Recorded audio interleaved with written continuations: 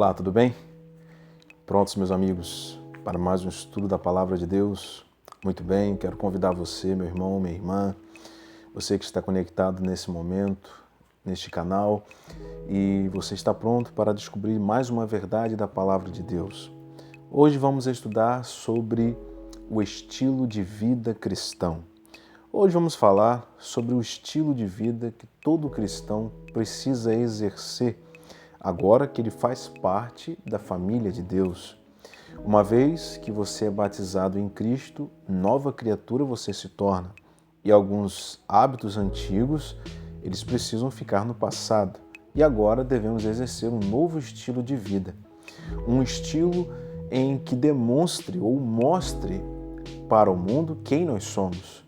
E se nós somos servos de Deus e pertencemos a Cristo, temos que andar como Cristo andou e seguirmos o teu exemplo. Então eu convido você para pegar a sua Bíblia e vamos então para esse estudo e este estudo vai nos proporcionar um conhecimento profundo da verdade de Deus, a verdade pelo qual Deus quer apresentar para você nesse momento. Então feche os seus olhos e vamos mais uma vez pedir a direção de Deus para esse estudo.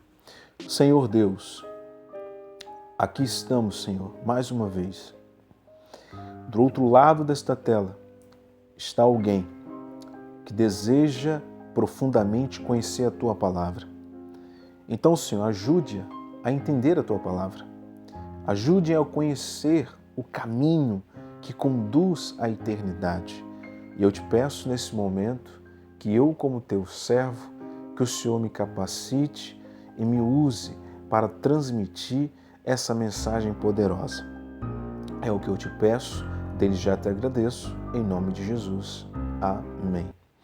Então, queridos, eu quero trabalhar com você com alguns pontos importantes para o nosso estilo de vida cristão.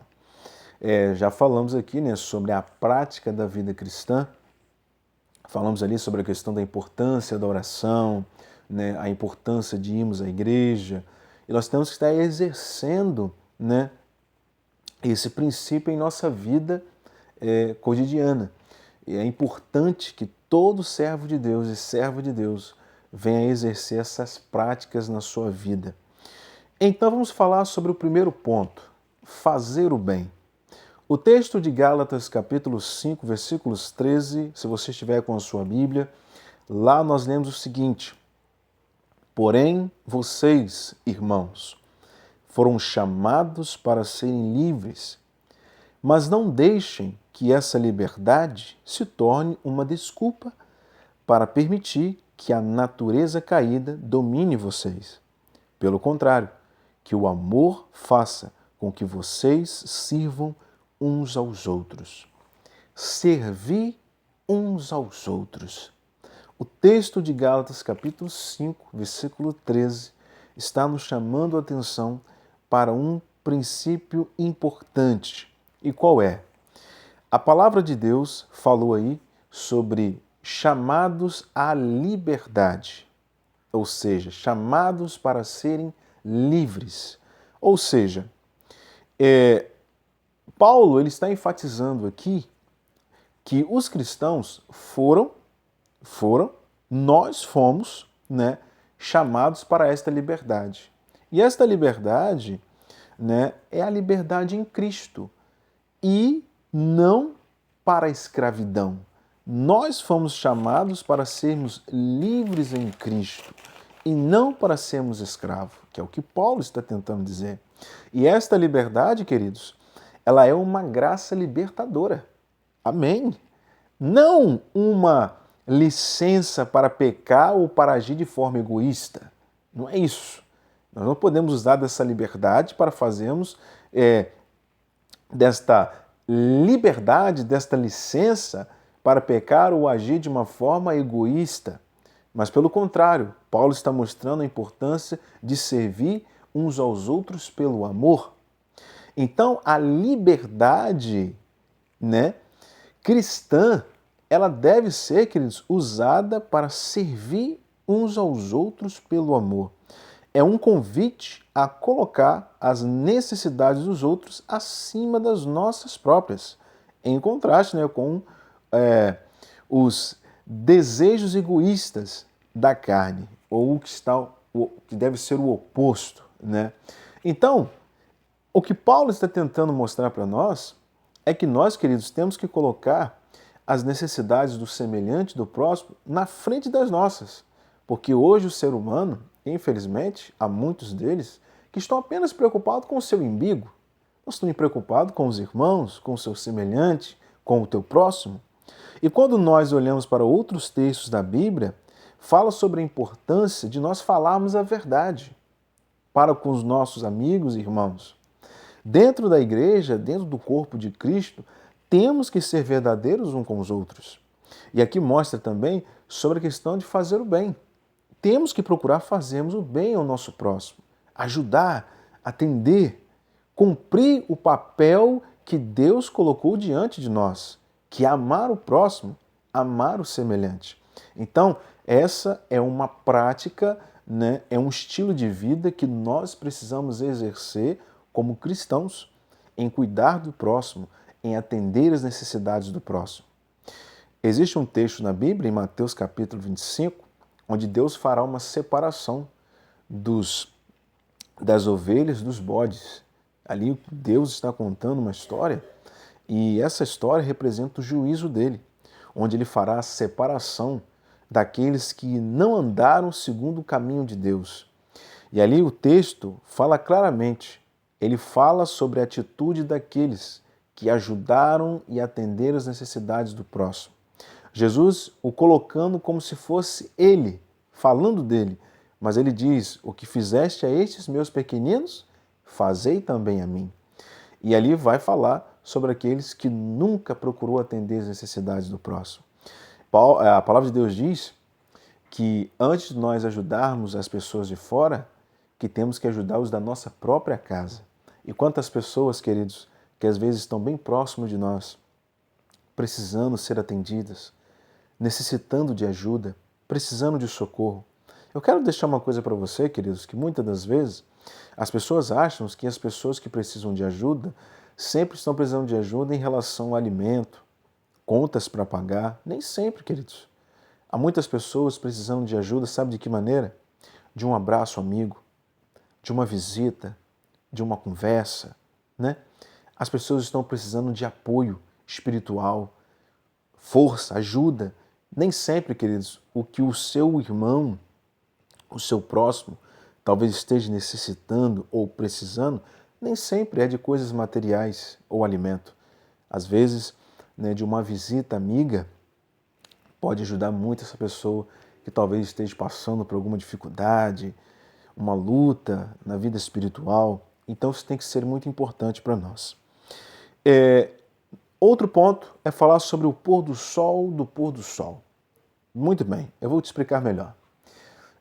Nós da Igreja Adventista do Sétimo Dia estabelecemos um princípio. Qual é o princípio? Que a partir do sábado nós não exercemos nenhuma atividade pessoal de cada um de nós.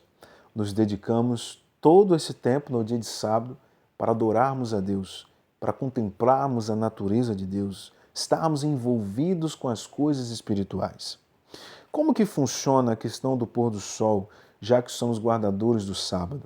No livro de Neemias, capítulos 13, versículos 19, há um texto que diz assim: dando já sombra às portas de Jerusalém, antes do sábado, ordenei que se fechassem e determinei que não se abrissem, senão após o sábado. As portas coloquei alguns dos meus moços, para que nenhuma carga entrasse no dia do Senhor. Então você percebe aqui, o texto fala aqui no livro de Neemias, quando diz que dando já as sombras às portas de Jerusalém antes do sábado. Por que usou a expressão sombra às portas antes do sábado? Hoje, irmão, se ensina de que um dia ele começa a partir de meia-noite em diante. Esse é um padrão que foi estabelecido pelo homem. que distorceu, né, a lei natural de Deus. Aquilo que Deus criou, aquilo que Deus havia estabelecido no princípio da criação, de que um dia começava de um pôr do sol a outro pôr do sol da tarde. Só você pegar lá em Gênesis, capítulo 1, falando ali sobre o processo da criação, o texto é muito claro em dizer que houve tarde e manhã do primeiro dia, e houve tarde e manhã do segundo dia. Então o dia que se inicia, ele começa a partir de um pôr do sol a um outro pôr do sol da tarde. É por isso que o texto está dizendo que chegada às sombras, né, às portas de Jerusalém, antes do sábado, ou seja, tudo indica de que era uma sexta-feira. Você tem lá no Novo Testamento, quando Maria e algumas mulheres ali foram ungir ou balsamar o túmulo de Jesus, elas haviam feito isso em uma sexta-feira e elas se organizaram todas ali e elas dizem assim, porque para cumprir o mandamento, porque elas estavam preparando tudo antes da entrada do sábado, porque quando chegasse o sábado, elas não fariam nenhuma atividade. Então, ou seja, o povo do Novo Testamento cumpriu o mandamento. Então, é assim que deve ser ensinado. Então, quando nós olhamos para aqui, para esse texto, a ação de Neemias de fechar as portas da cidade durante o sábado é interpretada como um meio de evitar que o comércio profano invadisse o dia sagrado, impedindo a entrada de mercadores e bens que poderiam contaminar a santidade do sábado. Então a disciplina aqui se torna, queridos, uma ferramenta para preservar o quê? A ação da santidade. E o quê? E Neemias, ele assume essa responsabilidade, a responsabilidade de exercê-la. O quê? Garantindo que o povo de Deus pudesse se dedicar totalmente ao Senhor no dia de descanso que ele estabeleceu, ou de adoração. Então, como nós, adventistas dos 7 dias, trabalhamos nessa linha em questão do sábado? Eu sei que algumas pessoas dizem por aí de que o sábado é um dia de não fazer nada ou que os adventistas não fazem nada. Não é desta maneira. Quando nós lemos ali Isaías, no capítulo 58, versículos 13 e 14, o dia de sábado, irmãos, não é um dia para ser profanado. Não é um dia que nós peguemos ele para fazer nada que tenha a ver com as nossas questões pessoais. O dia de sábado não é um dia para satisfazer os nossos desejos, mas simplesmente para honrarmos a Deus nesse dia. O sábado não é um dia de não se fazer nada. Só não é o dia de se fazer nada que tenha a ver com questões pessoais nossas, que não tem a ver com as questões de Deus. O sábado foi separado para Deus. É um dia separado, santificado. E Deus abençoou esse dia. No dia de sábado, queridos, nós temos o costume de pela manhã ir para a igreja. E esse mesmo costume era uma prática que foi utilizada e praticada pelo próprio Cristo. Quando você pega o livro de Lucas, no capítulo 4, ali, versos 16, nós temos ali Jesus, como sendo o seu costume, ir à sinagoga para ler no dia de sábado. Era uma prática, era um costume. Todos os sábados pela manhã, Jesus ia para a sinagoga para ler. E ele era carpinteiro, mas nesse dia ele não estava com sua carpintaria trabalhando. No capítulo 4, dos versos 31, nós temos ali onde Deus também, no dia de sábado, ele pregava, ele ensinava, ele curava, ele evangelizava. O dia de sábado, queridos, é o dia de nós fazermos a obra de Deus. É o dia em que vamos à igreja adorar o Senhor. Nós temos ali pela manhã o que nós chamamos de escola sabatina. É o encontro onde nos reunimos como igreja para ali compartilharmos o ensino da palavra de Deus, que nós estudamos durante a semana toda. E quando chegamos na igreja, vamos para compartilhar esse ensino com os irmãos. E ali temos hinos de adoração a Deus, mensagens poderosas. No sábado à tarde nós temos algumas atividades, alguns fazem trabalhos missionários, outros fazem trabalho de visitação, outros cultos na praça. Nós temos uma atividade inteira no sábado, queridos, somente para fazer o trabalho de Deus, a obra de Deus. Deus nos deu um dia na semana. um dia, um único dia, para termos um momento somente para Ele, para contemplarmos a sua natureza, para estarmos mediante a natureza de Deus, contemplando a criação, estando com a família, junto com a família ali, buscando a Deus, junto com a família, trabalhando em prol da obra de Deus. Esse é o dia de sábado, queridos, um dia de descanso para o ser humano. A palavra de Deus diz que no sábado, o sábado foi criado para o homem, não o homem para o sábado. Deus estabeleceu um dia para o homem. Deus estabelece um dia para o descanso do homem, um presente que Deus estabelece para o benefício do homem, porque o sábado é um dia de benefício, é um dia das pessoas serem abençoadas por Deus. Não há um outro dia na semana que Deus abençoou e santificou. Só há um dia que Deus fez isso, que há uma bênção especial, e é o dia de sábado. Então, nesse dia, nós não fazemos nenhuma dessas atividades. Então, o sábado não é um dia de não se fazer nada. Só nesse dia nos reguardamos desse dia das nossas atividades seculares, pessoais, problemas, preocupações. É um dia em que nós limpamos a nossa mente e ficamos concentrados em Deus.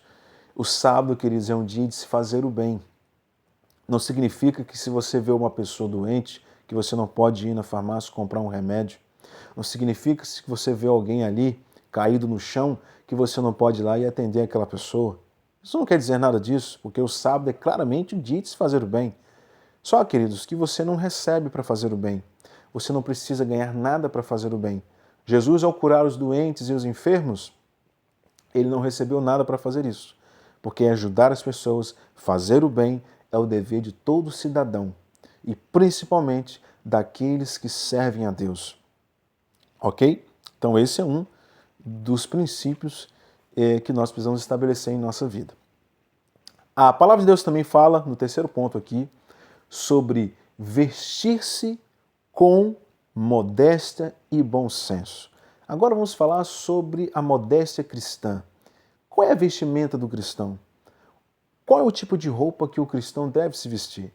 A palavra de Deus diz no livro de 1 Timóteo, capítulo 2, versículos 9, onde lemos assim: Quero também que as mulheres vistam-se com um traje decente, com modéstia e bom senso, não com cabeleira frisada, nem ouro, joias ou vestes caras, como é intuito de sobressair sobre outros. Percebe que o texto de 1 Timóteo 2, versículos 9, você pode ver também 1 Pedro, no capítulo 3, versículos 3, 4, vai falar um outro ponto interessante também. Aqui Deus não está especificando um tipo de roupa que o indivíduo tem que se vestir. Não há uma especificação clara do tipo de vestimenta. Mas o que Deus está tentando estabelecer para você é que o tipo de vestimenta que o cristão tem que usar, ele tem que ser uma vestimenta que tenha o quê? Modéstia. Que seja uma vestimenta que traz honra diante de Deus. Não importa o tipo de roupa que você vai usar, desde que esta roupa traga o quê? Uma modéstia e uma decência. É isso que Deus está falando. Eu sei que hoje a gente encontra muitas críticas em relação à roupa. Algumas pessoas têm medo de pregar nas igrejas falando sobre vestimenta. E isso deve ser falado na igreja, isso precisa ser falado na igreja. Queridos, o caráter do cristão, ele deve ser transformado em todos os aspectos. Eu sei que Deus não olha o exterior, Deus olha o que está por dentro. Mas o por fora, ele tem que apresentar o que está transformado por dentro. Entende? O que está transformado por dentro tem que aparecer por fora. O cristão, ele é o quê? Ele é a luz do mundo, é o sal da terra. E o crente tem que ser crente tanto na igreja quanto no mundo. Agora, eu não posso achar que usar um tipo de roupa é que vai me fazer ir para o céu. Hoje existem pessoas que se prendem muito na roupa. Cristãos que andam de calça, que andam de calça o tempo todo, andam com a blusa aqui, com a argola no pescoço. Mulheres que não cortam o cabelo e etc., com roupas longas que vão até o chão. Eu acho que as pessoas têm que trabalhar e tomar cuidado com o extremismo, A palavra de Deus nos ensina que nós temos que ter equilíbrio. E Paulo ensinou isso o tempo todo, sobre a importância do equilíbrio. Quando ele diz que nós não seremos justificados por obras da lei, mas também não podemos achar que porque nós somos salvos pela lei ou pelas obras da lei, que temos que viver uma vida relaxada. Então nós temos que ter o quê? Equilíbrio. Equilíbrio. Então, o que está faltando hoje no ser humano? Se chama o quê? Equilíbrio. Agora, tem muita gente que se cobre tanto, mas que está com uma vida cheia de pecado oculto. Há muitas pessoas, até mesmo cristãs, irmãos e irmãs que estão me escutando, que se escondem atrás de um pano. E isso não adianta nada. Eu que não posso é criticar ou não julgá-lo pelo fato dele não usar uma calça, porque se ele usa uma bermuda, não há nenhum problema. Você usar um bermudão legal, uma blusa, né, um polo, uma camisa, que não seja uma camisa extravagante, que mostre o peitoral, tal, etc. Não há nenhum problema, não há um escândalo nisso. O que Deus está tentando mostrar aqui é que não haja o quê? Um escândalo. Agora, existem pessoas que, infelizmente, causam escândalos através da vestimenta. Agora, eu não posso julgar ninguém por questão de roupa que usa ou etc. A roupa tem que estar o quê? Representando o caráter de Deus, representando a igreja de Deus nessa terra. E se você representa a igreja de Deus nessa terra, então você tem que andar como a igreja de Deus andaria nessa terra. Por isso que a igreja de Deus é apresentada em Apocalipse 12 como uma mulher pura e virtuosa. Já no capítulo 17, apresenta uma outra mulher, mas de uma forma prostituta, de uma maneira vulgar. Então a igreja de Deus ela já é representada de uma maneira pura e decente, ao contrário da igreja apostatada e caída. Então, as mulheres, elas devem vestir-se de forma respeitável e também com bom senso, evitando o vestuário que é excessivamente provocante ou que chame a atenção e traz o que? Uma sensualidade. Então, a passagem condena o uso de ouro, pérolas ou roupas caras, pois o dinheiro deve ser usado para fins mais nobres, como ajudar o próximo. Então, queridos, o texto falou claramente sobre isso. Então, as moças, e essa mensagem não é só para as mulheres, é para os homens também, precisam usar não roupas que sejam chamativas, roupas provocantes, roupas sensuais, porque você é uma mulher honrosa. Não estou falando que para você usar uma argola no pescoço, uma roupa assim, etc. Não vejo nenhum problema um irmão que gosta de andar de calça. Não há nenhum problema, irmãos. É uma escolha. A questão da vestimenta, enfim, é uma escolha da sua transformação em comunhão diária com Deus. O que eu não posso é o fato de eu estar de calça, achar que eu sou mais santo do que o outro que não está de calça. Achar que eu sou um cristão mais elevado, que só eu vou para o céu. Vai ter muita gente, irmãos, que andou a vida toda de calça no céu, que não vai estar no céu. E vai ter muita gente que nunca andou de calça, que andava de bermuda e sem camisa na rua, que vai estar no céu. Eu não estou aqui dando uma justificativa para você fazer o que você bem entender. Não é isso que eu estou tentando passar para você. O que eu quero dizer para você é que há muitas surpresas nós teremos no céu. O que nós não podemos é sair julgando as pessoas pelo que faz. Às vezes a gente vai numa igreja e a gente precisa entender que existem locais e locais. Quando você vai se apresentar numa igreja, o seu tipo de vestimento tem que ser uma vestimenta decente. Porque você está entrando aonde? Dentro da casa do Senhor. Quando você vai para uma boate, para um baile funk, para um bar, lá é um ambiente propício para aquele tipo de roupa. Então você tem que saber. No fórum você entra de qualquer maneira? No cartório, no hospital, né? Você vai lá diante do tribunal, do juiz, você vai de qualquer maneira? Então, você vai se apresentar lá quando você vai se alistar para o exército, você vai de qualquer maneira? Não vai, por quê? Porque na cartilha, lá no recadinho, diz a forma que você tem que entrar. Não aceita. Então, por que que no mundo as pessoas ensinam uma maneira de se vestir? E olha que não é na igreja, não é em um local de adoração. E por que que eu, na igreja, vou ter que andar de qualquer maneira? Dentro da casa do Senhor. Existem pessoas que vão em cultos na praça, que as pessoas fazem, às vezes, cultos de reuniões em praça, cultos em outros lugares, outros locais que não é a igreja. E existem pessoas que vão com roupas indecentes, porque acha que porque não está na igreja, mas esquece que naquele lugar há um Deus que se faz presente. Não importa onde você esteja, se você vai invocar o nome de Deus, aquele lugar se tornou santo. Lembra de Moisés? Moisés tira a sandália dos pés, porque a terra em que tu estás é terra santa. Mas por que é terra santa? Porque a presença de Deus se fez naquele lugar. Porque José estava num deserto, num lugar qualquer, então aquele lugar é terra santa. Mas é a presença de Deus faz com que aquele lugar se torne santo. Então aqui o texto falou sobre também as mulheres, as pessoas querem esbanjar com roupas caras. E aqui ensina a importância de nós usarmos o quê?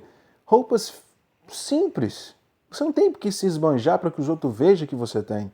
Portanto, que aqui mostra claramente que ao invés de você usar os seus recursos, não estou falando aqui só para roupa, mas quantas pessoas que pegam recursos financeiros e gastam e esbanjam por coisas fúteis, quando você, na verdade, poderia usá-los para um bem maior, para ajudar as pessoas, para o avanço da pregação do Evangelho. Então, os princípios de modéstia e decência aplicam-se tanto a homens, tá, queridos? Que fica bem claro isso, quanto a mulheres. E refletindo, né, uma conduta cristã que evite o quê? O sensualismo e a ostentação. Então a passagem não proíbe o bom gosto na escolha de roupas, mas sim o gosto excessivo para a exibição ou a vaidade. Então você tem que tomar cuidado com isso, com a vaidade, com a sensualidade, porque você é uma mulher, principalmente para você que é uma mulher, pelo fato de você ser mulher, é que você tem que se prezar mais, tem que se honrar mais.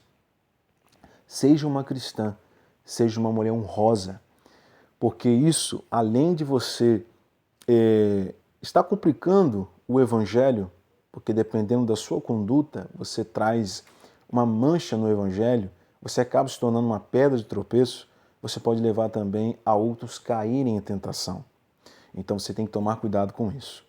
Então o dinheiro e os recursos que poderiam ser usados em ostentação deveriam ser aplicados no sustento dos famintos, na ajuda aos necessitados e na pregação do Evangelho.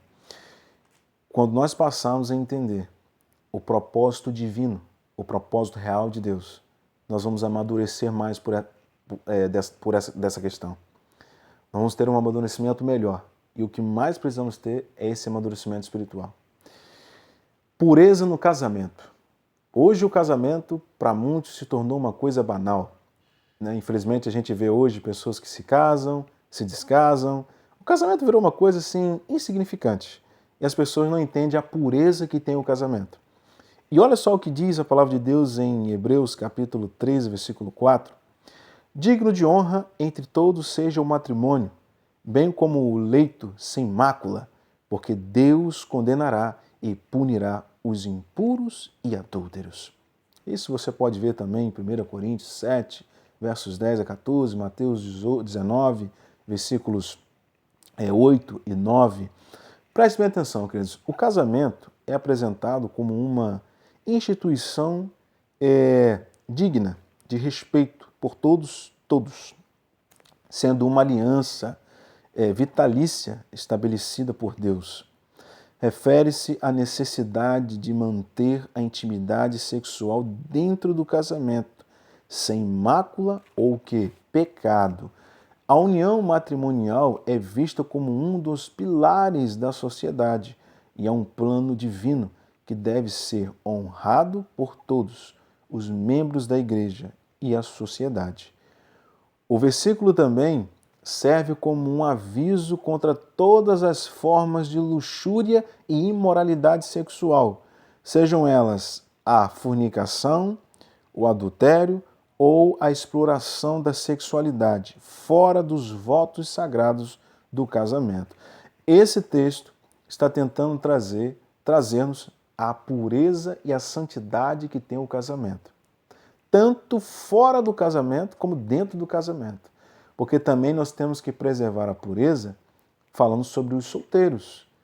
Os solteiros têm que se manter puros e entender que a relação sexual só pode ser exercida e feita no casamento. e manter também a pureza no casamento. Contra o quê? Contra a imoralidade sexual, que é a imoralidade do adultério, da impureza. E hoje, infelizmente, há muitos casais que estão caindo em tentação, estão traindo seu cônjuge, se corrompendo, destruindo a família. Hoje a gente vê isso até dentro da igreja. Divórcios, pessoas se separando. E isso, queridos, é um mandamento sério. As pessoas não percebem a seriedade que há o voto matrimonial, mas há uma seriedade muito grande. E é por isso que o texto está mostrando claramente de que a igreja precisa exercer esse princípio, estabelecer essa regra da santidade que há o casamento. Jesus, ele mesmo, comparou a sua vinda a uma festa de casamento. Jesus realizou o seu primeiro milagre em um casamento. E a palavra de Deus mostra que a cidade santa, a Nova Jerusalém, ela voltará a essa terra. E a Bíblia diz que ela virá como uma noiva adornada para se encontrar com o seu esposo. Percebe a santidade que tem no casamento? E o próprio Deus foi quem criou esse princípio lá no Éden. Lá no começo de tudo, Deus ali instituiu o casamento. Então que nós venhamos respeitar esse mandamento e honrá-lo até o fim. Pode ter certeza que quando somos, queridos, fiéis a Deus até o fim, Deus tem muito a nos honrar e nos abençoar. Respeito às autoridades. Romanos, no capítulo 13, versos 1 a 4, e você tem também em Atos 5, versículos 29, ali fala sobre a importância de respeitarmos as autoridades, porque muitas das autoridades foram colocadas aqui, estabelecidas por Deus. Hoje, a gente vê o mundo que a gente vive, um mundo corrupto, cheio de maldade. Se hoje não fosse algumas leis que existem hoje, apesar de por algumas falhas, essas leis não são exercidas da maneira justa, mas hoje nós temos que agradecer, porque muitas dessas leis é para o meio de nos protegermos, proteger a comunidade, proteger a nação. E nós temos sim o dever de respeitarmos as autoridades cristãs, todas, só que existe um detalhe. Qual é o detalhe? Quando essas autoridades que foram instituídas por Deus estabelecem leis que quebram o princípio de Deus, ou que sejam autoridades religiosas que não vivem conforme a palavra do Senhor, aí nós temos que seguir a orientação de Pedro. O que importa é obedecer a Deus e não aos homens.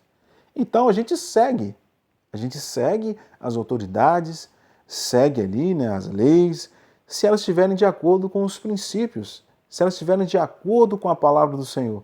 Mas se fugiu do princípio, se é algo que vai comprometer a palavra do Senhor, então eu fico com o que Pedro falou. Eu obedeço a Deus. É assim que funciona. Se o homem vai por um caminho e esse caminho não é correto, você tem que ficar com Deus. Se ele seguir o caminho e for correto, amém, vamos juntos. É assim que funciona.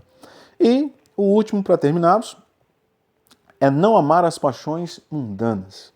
Tiago, capítulo 4, versículo 4, diz que nós não devemos andar ou fazer nada que é a prática do mundo. Gente infiel, será que vocês não sabem que ser amigo do mundo é ser inimigo de Deus? Quem quiser ser amigo do mundo se torna inimigo de Deus. Irmãos, o fato de nós vivermos aqui nesse mundo não significa que nós temos que ter a sociedade com o mundo.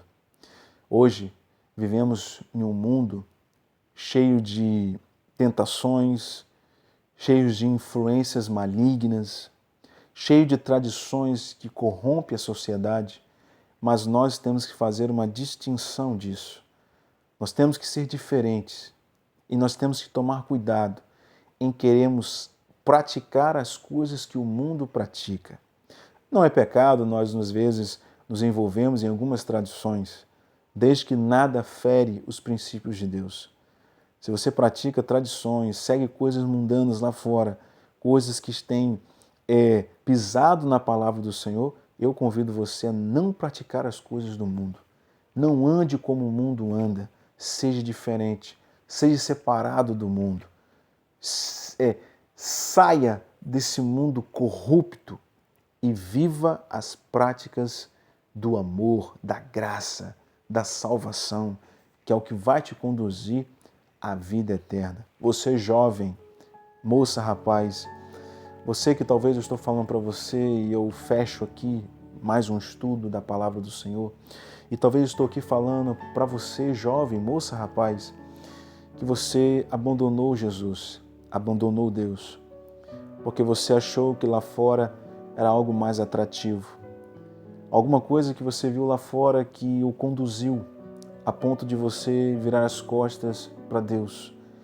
Você virou as costas para tudo, largou tudo para trás, porque você achou diversão melhor no mundo. O mundo corrompeu você, quando na verdade você deveria trazer aqueles que estão no mundo para os braços de Jesus. Ao invés de você tentar converter o mundo, foi o mundo que converteu você. Mas eu quero deixar uma palavra para você, meu irmão, minha irmã. Eu sei que viver nesta vida não é fácil. Eu sei que nós somos tentados todo o tempo, porque a intenção do inimigo é fazer com que eu e você caia.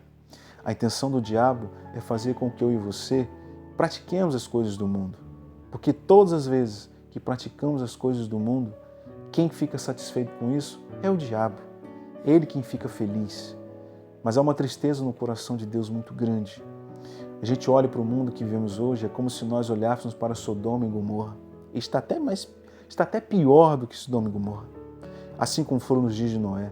A gente vê hoje a nação, Teresa, que não estão nem aí, corrompidas, pessoas blasfemas, idólatras, pessoas praticando a imoralidade sexual, a prostituição, corrupção. Nós estamos vivendo em um mundo, queridos, onde a violência e a maldade corrompe essa sociedade. Mas eu quero dizer para você, nesse momento, minha irmã e meu irmão, moça, rapaz, volte a praticar os princípios de Deus.